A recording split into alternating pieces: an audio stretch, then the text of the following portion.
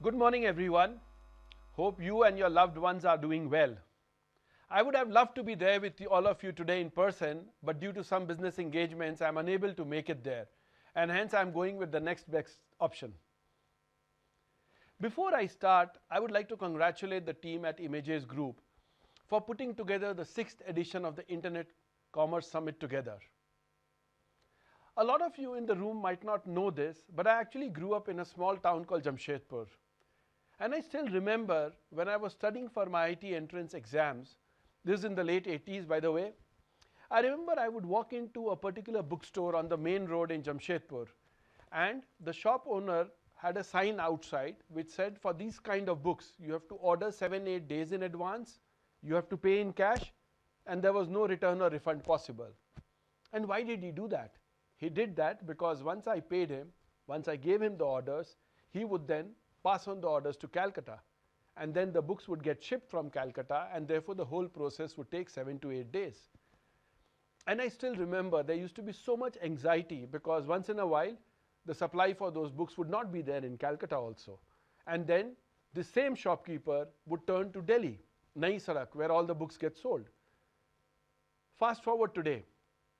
Today, anyone in any part of this country, including Jamshedpur, gets access to millions and millions of products at the click of a button. Not only do they have access to it, they can get it delivered to their doorstep, in most places in a day or two. And of course, they have the convenience of no questions asked returns and refunds. And that, according to me, ladies and gentlemen, is the power of technology and e-commerce.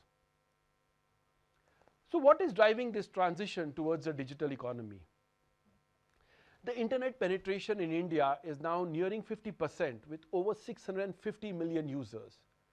As per a recent McKinsey report, India is the second fastest digital adopter among 17 major digital economies in the world. There are more than 85 crore smartphone users and over 450 million people on social media. These platforms are creating unique opportunities for users to experience a variety of products and services. Over 260 million digital payment transactions are being processed every day in the country. Each of these components is a powerful enabler of digitization, but together they drive exponential change in the country. Mobile telephony and internet are rapidly bridging the digital divide in India.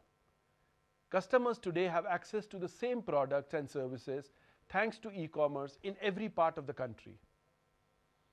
It's interesting to note that NASSCOM, in one of its recent reports, it expects the Indian e-commerce industry to record about $80 billion of revenue this financial year, and expects it to grow to $350 billion by 2030. Today, more and more customers are shopping online, digital payments are on the rise, businesses have become far more digital, and even the local store next to your home, they are also transforming themselves into digital dukans. Let me share another interesting anecdote with you. Last year, we opened the first Amazon Digital Kendra in Surat, that's in Gujarat. These Kendras, they help small businesses kickstart their journey as digital entrepreneurs. During a recent visit to that center, I had a long conversation with Mr. Kishore Patel, who has a garment store for over 3 decades, is the second generation running the garment store. And a few months ago, he started selling online. So Mr. Patel and I discussed a lot of things, his business, the impact of pandemic, and of course the role of technology in our lives. At the end, he told me something that I still clearly remember. He said, Manish bhai, ab technology optional nahi hai, compulsory hai.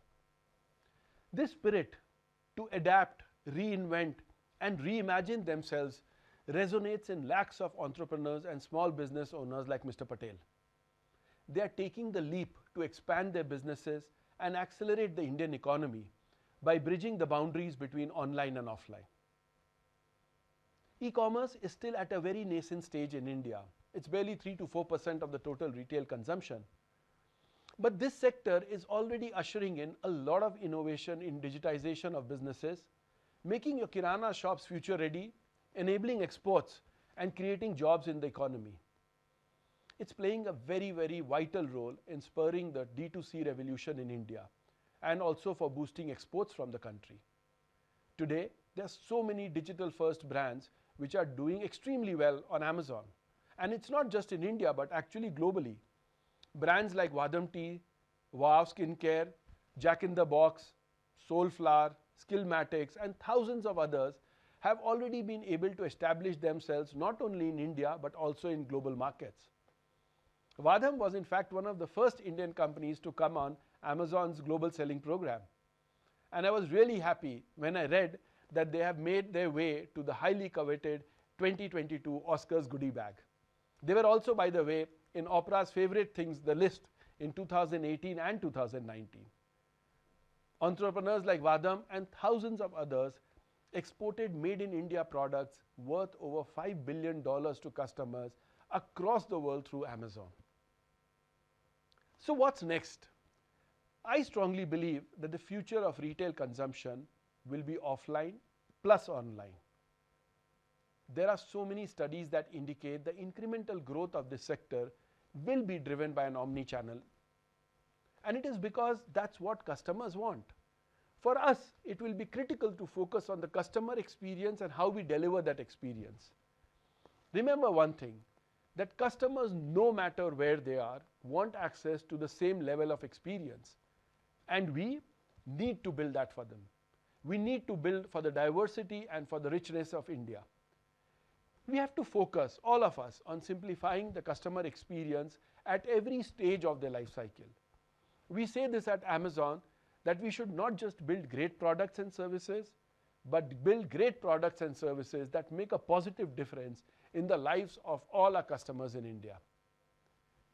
As we look forward to the next decade, digitization and e-commerce will bring in a wave of innovation across the ecosystem. Technologies like AI, machine learning, and cloud will redefine customer experiences and also usher in the next phase of growth in the retail sector.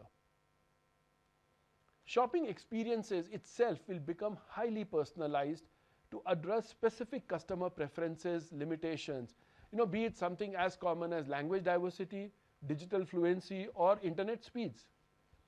Digital payments will continue to witness much higher adoption.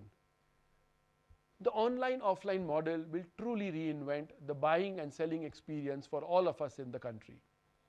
We should expect the pace of change to only accelerate, with far more innovations ahead of us than what we have seen so far. We are super excited to be a long-term partner for India's growth and remain committed to our pledges of digitizing 10 million small businesses, enabling $20 billion of cumulative exports, and creating 2 million jobs by 2025. These are the pledges which all of us live for in Amazon India. At 75, India, the world's largest democracy, is amongst the most rapidly growing economies in the world.